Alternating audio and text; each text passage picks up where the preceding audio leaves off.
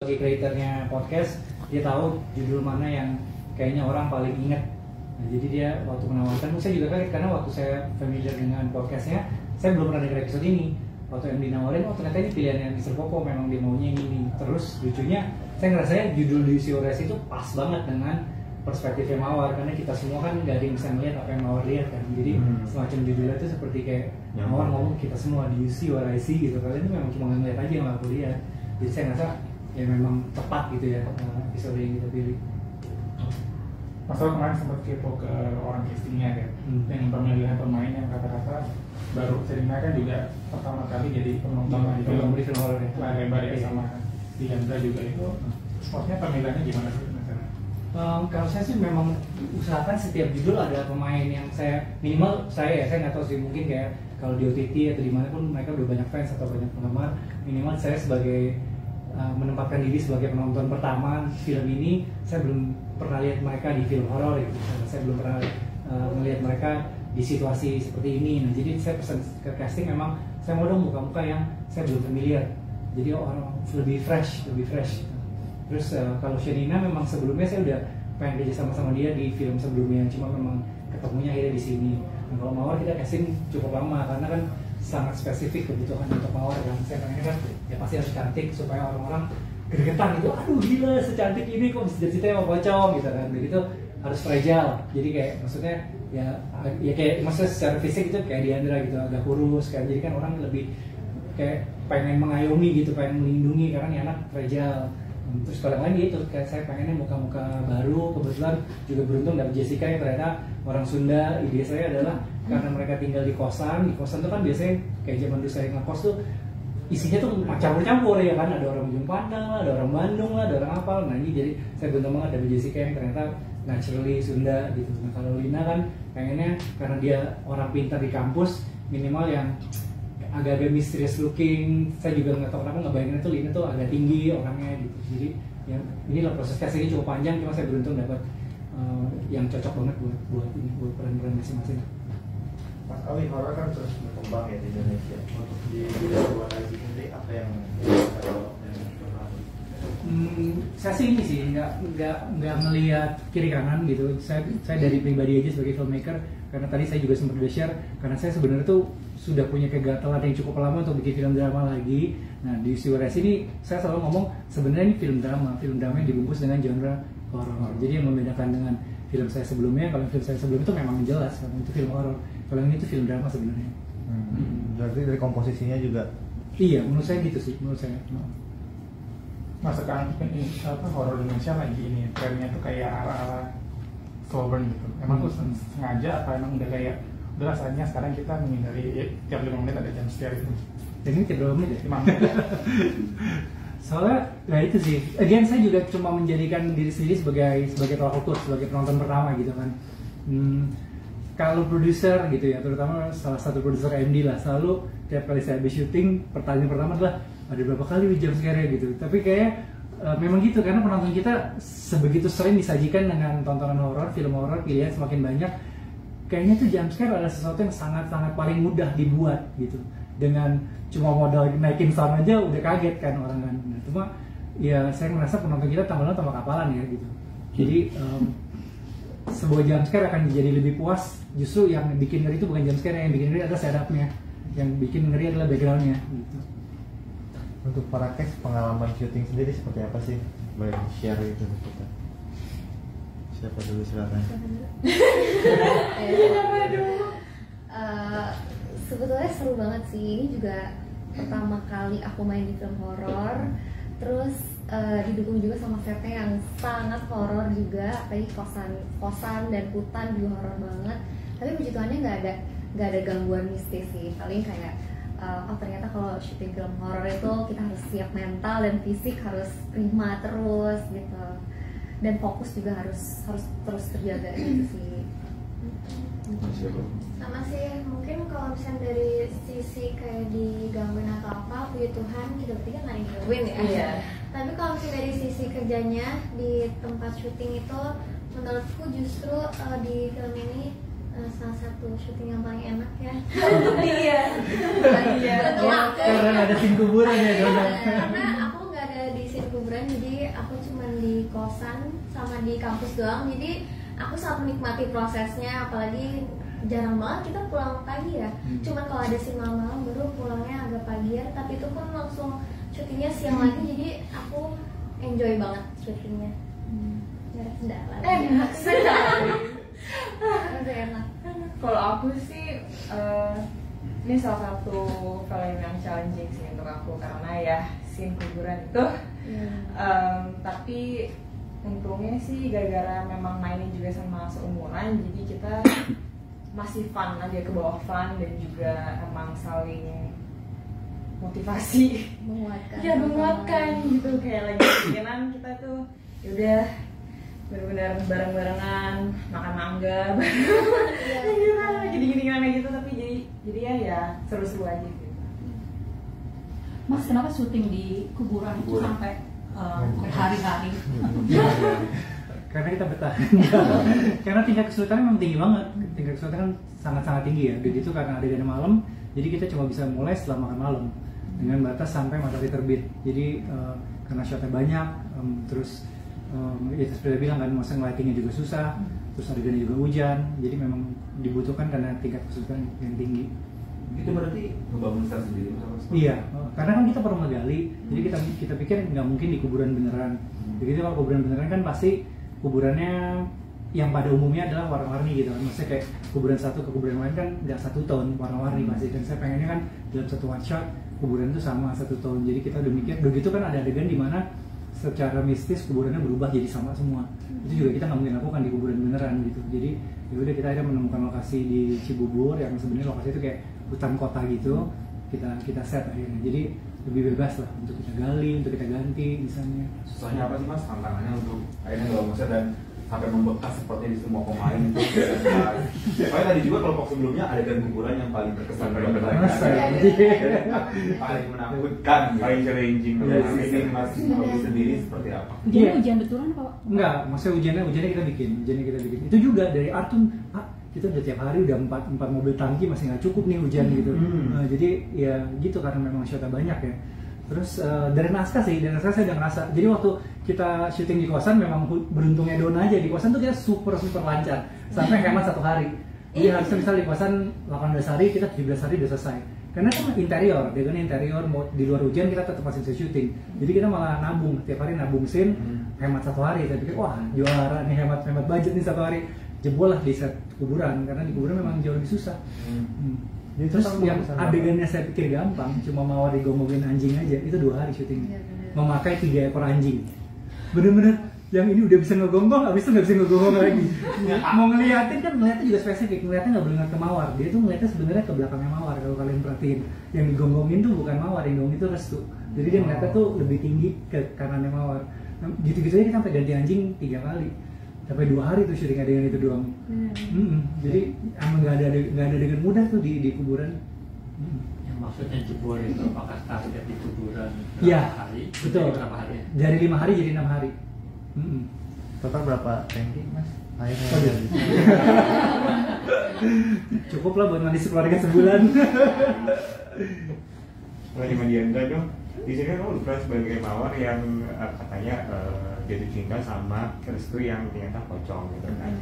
Aku pengen tahu kamu benar-benar gimana? Apakah ngebayangin sosoknya si Restu kayak gimana atau terus apakah gimana aja?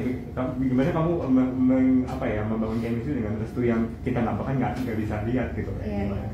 Sebenarnya yang aku imajinasikan, yang mau imajinasikan ya jelas Restu sebagai sosok yang sangat sempurna ya. Maksudnya kayak cowok yang bisa mengayomi dan jawaban dari doa mawar yang ya sampai akhirnya dia bisa mengisi kekosongannya mawar lah ya. Jadi aku tidak membayangi pocong karena kalau misalkan aku bayangin pocong kayaknya nggak akan dapet tuh feel jatuh cintanya, apalagi ini cinta pertama kan. Jadi pasti aku membayanginnya ya Mas Restu sebagai sosok yang tadi aku udah jelasin sih kayak gitu, nggak sebagai pocong. Itu tuh gimana, kamu kan ada banyak adegan shot wajah ya, itu kan kayak yang nggak sengaja dibikin kayak misterius. Itu seperti apa? Apa ada pengarahan dari Mas Robi? Kita bentuk dari proses reading sih. Kita sepakati dulu mawar ini karakternya akan seperti apa, terus eskalasi emosi dan perubahan-perubahan di setiap fasenya akan seperti apa, jadi pasti kita bentuk. Tapi aku juga udah invest perasaanku juga, jadi aku klasifikasikan lagi juga perasaanku pada saat aku merasa senang, terus dilihatin sisi kesepiannya, lalu dilihatin sisi kasmarannya, sampai akhirnya patah hatinya, kecewanya karena teman-teman menganggap apa yang dia lihat itu salah, atau bahkan dianggap setan atau pocong gitu. Jadi sebenarnya dari perasaan aku dulu sih dibangunnya gitu. Baru muncullah ekspresi itu. Jadi sebenarnya bukan ekspresinya yang dibentuk, tapi dari dalamnya gitu. Sampai akhirnya bisa keluarlah ekspresi tersebut gitu sih. Tapi Mas Tawi kayaknya sengaja ya, kayak wajahnya itu kayak beneran kayak serem sih ya. Iya, karena kan nggak tiap kali kita dapat pemain yang enak se-close up itu gitu kan. Maksudnya kalau begitu saya waktu kasih juga happy banget dengan dapat Diandra, bukan cuma close up, saya pakai wide lens untuk close up, untuk ngeluasin mawar. Jadi muka itu agak distorsi. Jadi karena ya maksudnya we're blessed gitu Diandra Mawar, ya udah kita jangan malu-malu dengan close up. Editor saya juga kaget, gila itu mawar close up banyak banget deh. Tapi bagus Mas, kayak intens banget. Iya. Kayak di Twitter kan juga pada bilang, oh ini Anya Taylor-Joy Indonesia gitu. Atau jadi penasaran sama Diandra, kan kamu kan udah debut dari Dirnatan pertama tuh. Kenapa sih baru kesampaian sekarang peran utama? Apa karena sekolah atau karena emang nggak dapat kesempatan dari produser atau gimana? Pertama aku percayanya ini jodoh sih. Film juga jodoh-jodohan gitu. Mungkin ini adalah project yang tepat untuk aku, sampai akhirnya aku punya kesempatan untuk cobain karakter lain yang benar-benar beda, porsinya pun lebih banyak daripada project-project sebelumnya. Tapi secara teknis memang kemarin-kemarin aku lebih fokus kuliah juga sih, jadi memang baru mulai fokus syuting ya dari tahun kemarin gitu. Dan begitu aja dapat project yang baik untuk perkembangan karirku juga, jadi aku bersyukur juga sih. Diandra tadi disebut hanya Taylor-Joy-nya Indonesia, kamu terbebani atau aku aminin aja ya, kayaknya nggak jadi beban. Itu Mas, settingnya itu ceritanya di kota mana? Di Jawa, Jakarta? Di Depok kan, kalau ada adegan si Faye lagi telepon sama Alex itu ada buku telepon Depok, karena kejadian nyatanya di Depok. Nah itu kampusnya ya? Iya, sebenarnya kita tahu lah di Depok kampusnya kampus apa gitu kan, tapi emang nggak pernah disebut aja. Tapi vibes-nya itu emang 19 banget. Iya. Bangunan tua itu aslinya apa ya? Yang kita pakai buat kampus, beneran kampus di Serpong ya. Oh di Serpong. Iya, itu juga saya beruntung banget dapat. Wah, ternyata masih ada kampus yang bentukannya kayak gini. Kita suka banget sih dengan kampus itu ya. Tapi bangunannya kayaknya udah tua banget ya. Iya, tapi masih aktif. Jadi masih aktif, masih mahasiswa itu juga masih banyak di situ. Aslinya kampus. Aslinya kampus. Cuma mereka memang banyak program online. Jadi waktu kita syuting tuh mereka selalu online katanya. Tahun berapa sih syuting? Syutingnya tahun lalu. 2023. Iya, 2023. Kalau setting kos-kosannya itu juga menurutku agak unik aja sih. Iya. Itu kita juga beruntung, itu kalau nggak salah sebelumnya kantor pajak yang tutup, jadi udah tutup mungkin kayak 2 tahunan. Maka seperti tadi Jessica bilang memang agak serem karena udah nggak aktif itu gedung.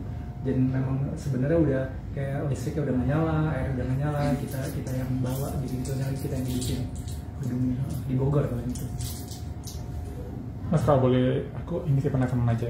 Ini kan endingnya itu sama kayak Kisah Tanah Jawa ya gitu. Mas ya? Saya belum nonton. Tapi emang sempat ini nggak merasa kok ini ya kayak tiba-tiba hujan. Oh maksudnya dengan gali kuburan segala? Karena sejalannya tunggu. Iya memang tayangnya Kisah Tanah Jawa duluan, cuma sebelum Kisah Tanah Jawa syuting ini udah ada ceritanya. Coba memang sih sempat ada kepikir gitu, cuma beda sih ya masih ya.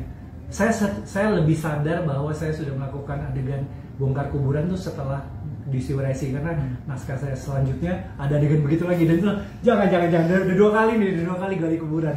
Jadi kalau yang ini sih iya, karena nggak tahu deh, maksudnya belum pernah ada yang mention sih. Bahkan orang-orang ND-nya kayak nggak pernah mikir gitu, oh ini mirip Kisah Tanah Jawa gak ya karena ada gali kuburan. Ya, karena kayaknya mungkin fokusnya nggak di sana ya. Mbak Dina, Pak Sarah ya? Itu ada adegan, jadi ketika pitanya itu direndam dan ditarik lagi ke berubah jadi pocong itu kamu mendalaminya apakah memang mengacu kepada ceritanya saja atau mungkin kamu berkonsultasi kayak semacam orang pintar apakah memang hal tersebut itu memang mungkin terjadi atau bagaimana mendalaminya? Sebenarnya sih kalau untuk adegan itu nggak terlalu sulit banget ya, nggak terlalu nyakit. Karena untuk Lina itu sebenarnya mendalami sebagai Lina aja tuh emang udah mesti lebih kalem dan juga dia lebih berani lah ya untuk sebagai karakter, dan juga bisa dibilang dia yang lebih tahu kan jadinya dengan hal-hal yang mistis kayak gitu. Dan untuk sini tuh jadi ya memang kita fokusin aja untuk kayak oke, ini kamu udah lebih tahu, dan di situ kita akan sebenarnya itu lebih banyak masalah teknis sih sebenarnya, karena itu juga karena kita pitanya dipakein apa magnet gitu ya, waktu itu kan magnet, dan itu sebenarnya satu take. Jadi kita pitanya yang beneran terus kita ganti langsung ya jadi kain apa pocong ya, kali pocongnya itu. Dan ya overall sih nggak terlalu banyak yang mesti mendalami banget sih untuk sini tuh. Mungkin kamu ngobrol lah sama cahaya gitu. Oh, paling cuma mantranya doang mesti ya, karena kita kan aku emang dikasih 3 mantra ya, dan mesti diingatkan. Jadi untuk sini tuh paling aku mesti bilang mantranya aja. Itu aja sih. Nggak sampai ngobrol sama orang pintar kayak gitu ya? Oh enggak sih, paling karena kita ada acting coach dan dia juga emang yang menuliskan mantra-mantra itu, dan dia juga udah translate juga apa mantranya gitu. Dan beberapa mantranya itu emang asli ya, jadi dia bilangnya sih tapi masih aman untuk syuting. Jadi mantranya memang si acting coachnya minta dari orang pintar. Iya. Asli yang dipakai ritual kayak gitu. Iya. Kayak dia nanya kan kira-kira gunanya untuk apa, misalnya untuk menolak makhluk halus, oh berarti mantranya begini. Cuma memang ada yang harus dihindari supaya nggak beneran gitu. Iya. Maksudnya kayak kata-katanya dari kasih tangan Jawa tuh saya dilakukan. Jadi dia kasih aslinya begini, tapi selalu dia ntar ada ganti 1-2 kata supaya mantranya itu nggak ada isinya beneran gitu. Iya, jadi ada diganti. Iya. Gitu. Mas Awi, mungkin ini urusan produser ya, kan soal budget tadi bilang jebol syuting. Nah itu lebih target banget ke sih. Jadi kita kan hemat sehari di kosan, bayarnya di hutan, jadi tetap budget aman. Oh, kirain semua jadi syuting over gitu. Terus budgetnya aman terus. Aman berarti produser juga seneng ya? Aman. Oh, oke. Mas Awi, line up Mei ini kan banyak horor ya. Seberapa optimis sih Mas Awi untuk di Siwalasi? Maksudnya kalau secara optimis, secara film saya suka. Saya sebagai penggemar film horor, saya ngerasa film horor kali ini beda lah. Seperti saya bilang, sebenarnya film drama dengan bungkusan horor. Cuma memang dari awal, sebelumnya kan saya tahunya tayangnya Juni. Saya udah happy tuh dengan Juni, saya udah terima oke tayang Juni. Harusnya tayang Desember tahun lalu. Saya udah sempat ngomong ke Diandra malah ya, waktu premier KTJ, tenang ya, Desember di dalam kita, saya bilang gitu kan. Waktu diundur dari Desember, undur ke Februari, undur ke Maret, akhirnya undur ke Juni. Ya udah saya diterima tuh Juni. Untung saya nggak pernah ngomongin apa-apa di internet ya, kalau nggak mah habis lagi tuh kayak kakak saya, caci maki, dihujat, mau diajak berantem sama netizen. Nah, terus kali ini tiba-tiba dari Juni yang saya ngerasa, saya ngelihat 2 minggu sesudahnya sama 2 minggu sebelumnya dikit lah, lebih dikit horornya. Waktu dimajuin ke Mei kan, Mei itu memang banyak horor banget. Jadi ya pasti kekhawatiran itu ada, karena saya takutnya kan ya penonton kita mungkin ada budget untuk nonton film horor sebulan 2 kali, dia banyak pilihan lain, termasuk film Hollywoodnya ada horor juga kan gitu. Cuma ya karena kita udah gak ada pilihan lain, maksudnya MD udah mutusin karena film yang mereka siap untuk tayang tuh adalah di Siwalasi, ya udah saya terima aja deh, ya bulan Mei deh kita ini aja, Bismillah aja. Tapi terbantu juga dengan libur-libur panjang ya, begini. Justru libur panjang kan, tapi sebelum dan sesudah. Oh, di tengah. Iya, kita di tengah. Mas melihat perkembangan horor sekarang gimana Mas? Film Indonesia ya? Karena semakin banyak yang bikin, pastinya dengan apapun yang semakin banyak dibikin, lebih banyak yang ngasal, tapi lebih banyak juga yang bagus gitu. Jadi sama-sama sih ya, semakin banyak yang bikin, semakin banyak yang trial and error, banyak yang fail juga, tapi banyak yang berhasil juga. Jadi saya sih selalu apapun itulah, semua filmmaker nyobain genre apapun saya selalu senang gitu. Jadi kan tambah banyak pemain, tambah banyak yang trial and error gitu, jadi lebih seru. Tapi selain ini Mas Awi sendiri apa horor lagi? Wah gini, gimana nih para produser nih? Horor lagi sih abis ini ya. Udah Nur ya? Kamu tahu dari mana sih? Enggak, bukan. Oh iya. Bukan, ada seharusnya Danur tapi bukan. Jadinya bukan Danur, mungkin tahun depan. Buat cast waktu pertama ditawarin main film horor tuh respon orang terdekat gimana sih? Apa Diandra kan ini pertama horor gimana? Keluarga mungkin, lu yakin gitu atau ada challenge gimana gitu dari orang terdekat? Aku ikut casting tuh, aku nggak bilang ke orang tua aku ikut casting horor. Jadi aku ikut casting, terus beres casting baru aku bilang tadi aku ikut casting film horor. Terus ayahku sih dia support aja, cuman bunda aku dia punya kekhawatiran yang sangat besar sama anaknya ini. Terus kayak aku bilang udah bun tenang, ceritanya oke, direkturnya oke, udah semuanya aman gitu kan. Pocongnya ganteng gitu. Itu aku bahkan belum ceritain tuh cerita tentang apa dan segala macam. Terus akhirnya dia dia udah mulai terima sih. Dan lucunya Mas Awi, dia tuh nggak tega banget, bahkan dari awal lihat trailernya yang aku dicepokin, dia sedih banget. Aduh. Dia bilang kayak aduh nggak terima anak muda nih gitu. Terus aku cerita, Bun itu tuh kemarin Shenina baik banget, dia udah pecahin. Jadi itu nggak sakit itu sebenarnya. Dan kemarin pas dia nonton premier, wah dia perasaannya campur aduk, bangga iya, terharu iya, tapi kesian nggak tega juga iya. Untung saya nggak dicari nama bunda kamu. Ini ya nyiksa anak saya. Bunda aku bangga banget sih Mas Awi, dia bilang filmnya bagus dan dia juga nggak nyangka anaknya bisa main kayak gitu. Jadi aku senang sih. Kalau dari point of view keluarga aku jujur lumayan ngebebasin anaknya mau ngambil dari genre apa aja boleh, tapi di See What I See ini film pertama aku, jadi mereka benar-benar support banget no matter how the work is, kayak karakter gimana, mereka lebih ke I just kamu ini film pertama, you have to do it right gitu sih. Keluarga aku emang agak mungkin ngebebasin anaknya ya, mau yang penting baik-baik aja, semuanya aman, mereka aman aja.